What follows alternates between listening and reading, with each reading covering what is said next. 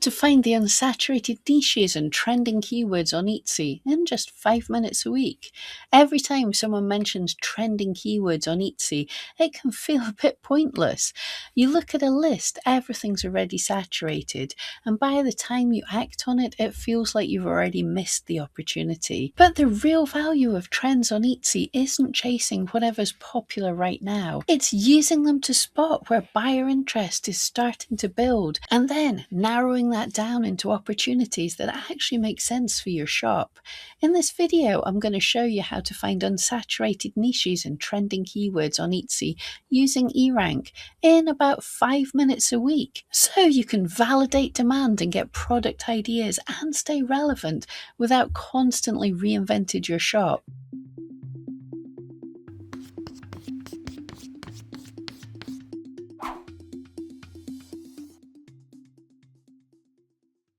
Before we start looking at lists and filters, it's important to understand what trending keywords actually are. Trending keywords are search terms that are gaining popularity with buyers. They reflect what people are actively searching for right now, and that interest can rise and fall based on the seasons, events, or changing tastes.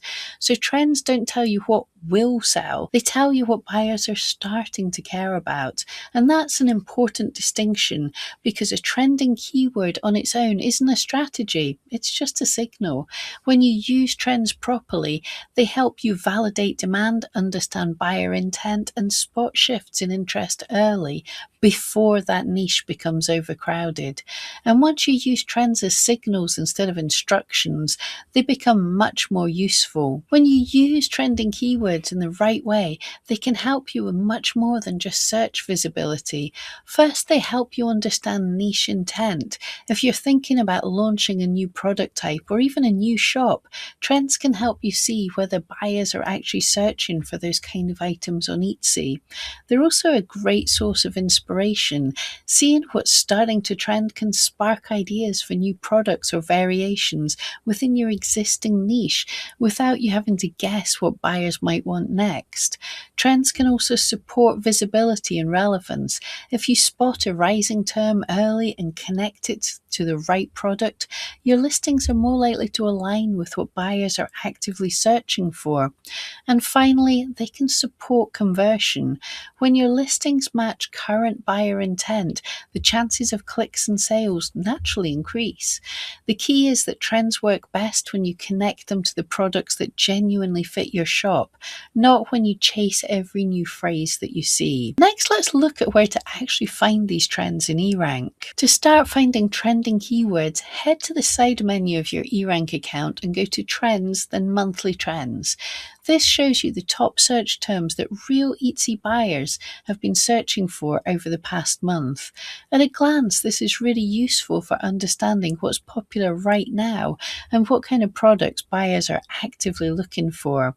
However, it's important to set expectations here.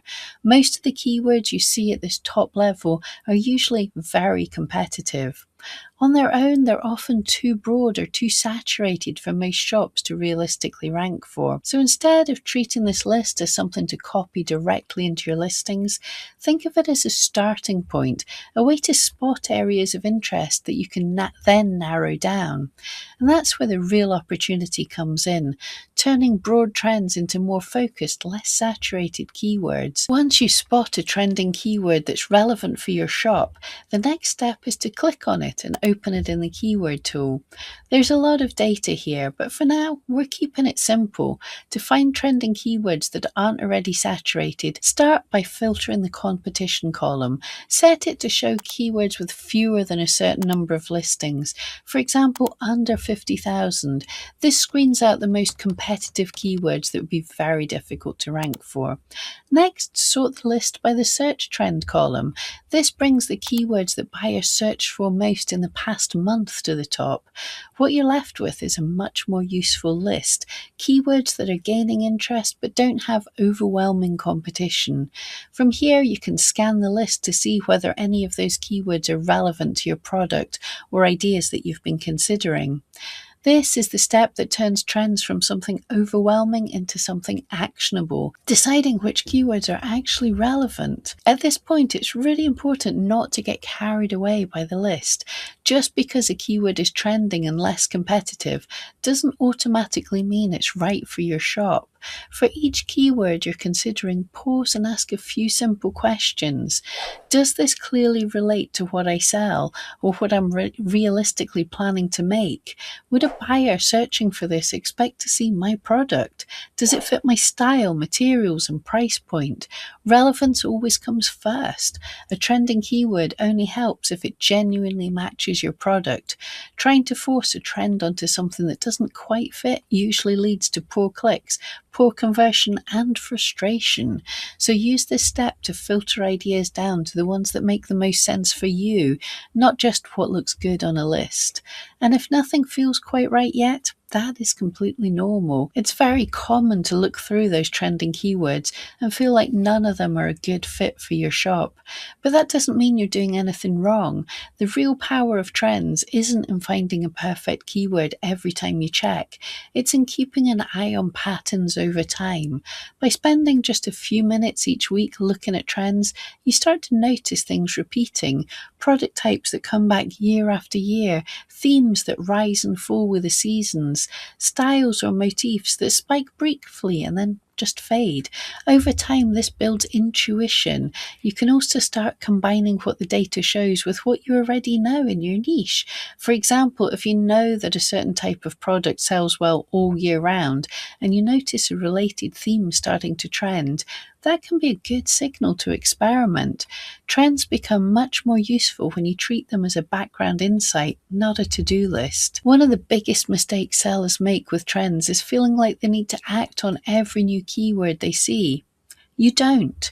Trends work best when you use them to support decisions you are already considering, not to constantly pivot your shop. They can help you validate a new product idea before you spend time making it, decide which variations or styles to prioritize, spot when a niche is becoming overcrowded, or confirm that buyer interest is still there. Used this way, trends help you focus your time and energy instead of spreading it thinner.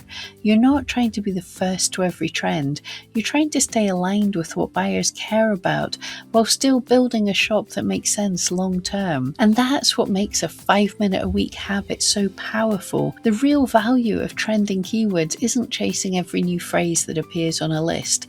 It's understanding what buyers are starting to care about and using that insight to make better decisions about what you create, how you describe it, and where you focus your time. By checking trends regularly, narrowing them down into unsaturated opportunities, and connecting them to products that genuinely fit your shop, you can give yourself a better chance to stay relevant without constantly reacting.